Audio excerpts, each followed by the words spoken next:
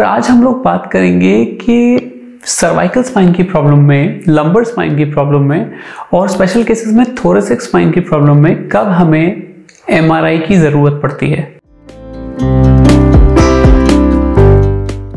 Hello and welcome. मेरा नाम doctor Debashish Sharma है। मैं एक रीढ़ की हड्डी का विशेषज्ञ हूं और आज हम लोग बात करेंगे कि सर्वाइकल स्पाइन की प्रॉब्लम में, लंबर स्पाइन की प्रॉब्लम में और स्पेशल केसेस में थोरेसिक स्पाइन की प्रॉब्लम में कब हमें एमआरआई की ज़रूरत पड़ती है। कई सारे पेशेंट मेरे पास आते हैं जो पहले ही कंसल्टेशन में मेरे से ये पूछते हैं कि सर एमआरआई करा लें क्या, या एमआरआई की ज़रूरत तो नहीं है, या एमआरआई करना ही क्यों पड़ेगा या क्यों नहीं करना पड़ेगा। तो ऐसे बहुत सारे डाउट्स लोगों के होते हैं एमआरआई से रिलेटेड। तो मैं उन सारे डाउट्स को एड्रेस करने के लिए एक छोटा सा वीडियो बनाता हूं जिससे बहुत लोगों को आइडिया पड़ेगा कि एमआरआई की जरूरत कब एब्सोल्यूट है और कब रिलेटिव। तो देखिए, मैं उन रीजंस के बारे में बात करता हूं जिसमें एमआरआई करना जरूरी है या फिर एब्सोल्यूट नेसेसरी है या अर्जेंट है या इंपॉर्टेंट है। तो यदि आपको बैक पेन या सर्वाइकल पेन है और आपने उसके बहुत सारे ट्रीटमेंट पद्धति को आप ट्राई कर चुके हैं और वो नहीं ठीक हो रहा है, जैसे आप फिजिकल थेरेपी कर चुके हैं, दवाइयाँ ले चुके हैं, लाइफस्टाइल मॉडिफिकेशन कर चुके हैं, ये सारी चीजें आप कर रहे हैं और फिर भी सर्वाइकल पेन आपको ठीक नहीं हो रहा है। दूसरा कारण है कोई वीकनेस आना।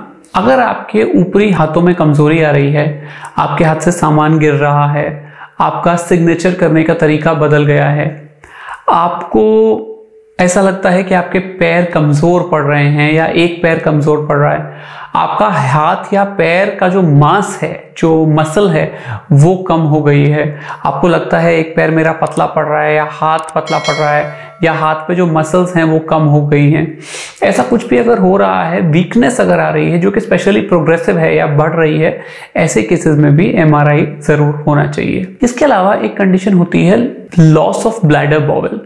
ये एक ऑलमोस्ट इमरजेंसी कंडीशन होती है, इसमें एमआरआई जरूर ही होना चाहिए, जिसका क्या मतलब है लैट्रिन या बाथरूम को या तो पास ना कर पाना या फिर उसको कंट्रोल ना कर पाना, मतलब अनकंट्रोल, आपकी बिना चाहे वो पास हो जाती है या नहीं पास होती है। अगर लैट्रिन बाथरूम में कंट्रोल में लॉस हो रहा है तो भी एमआरआई बहुत जरूरी हो जाती है, ये देखने के लिए कि कहीं सर्वाइकल स्पाइन पे या लंबर स्पाइन पे कोई मेजर दबाव तो नहीं है। इनके अलावा कुछ और स्पेशल कंडीशंस हो सकती हैं, जैसे कि किसी को बैक पेन तो कम है लेकिन साथ में फीवर आ रहा है। ऐसे केस में ये डर होता है कि कहीं पेशेंट को कोई इन्फेक्शन तो नहीं हो रहा।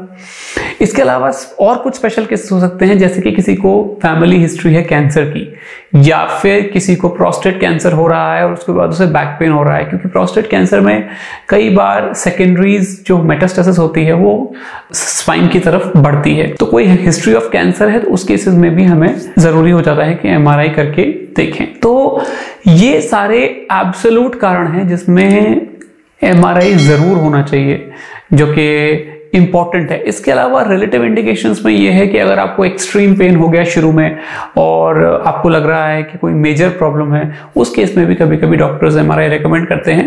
बट जनरली मेरा मानना ये है कि अगर कोई वार्निंग सिम्टम्स नहीं आ रहे हैं तो एमआरआई इनिशियली नहीं करना चाहिए। पेशेंट को दवाई से, फिजियोथेरेपी से, एक्सरसाइज से प्रॉब्लम को कंट्रोल करने की कोशिश करनी चाहिए। और इन सारे तरीकों से मैंने देखा है कई बार पेशेंट पूरी तरह ठीक हो जाता है और बहुत अच्छा रिजल्ट पेशेंट को मिल जाता है बिना एमआरआई करे ही। और एमआरआई एक मोडालिटी है, it's a very high end test and it is relatively costly also, so it should be reserved for people who are not getting better with treatment, या फिर उन लोगों के लिए इसको रिजर्व करके रखना चाहिए जो कि दवाई से लोग ठीक नहीं हो पा रहे हैं, जिनको दवाई इलाज करने के बाद भी आराम नहीं दिया जा रहा है।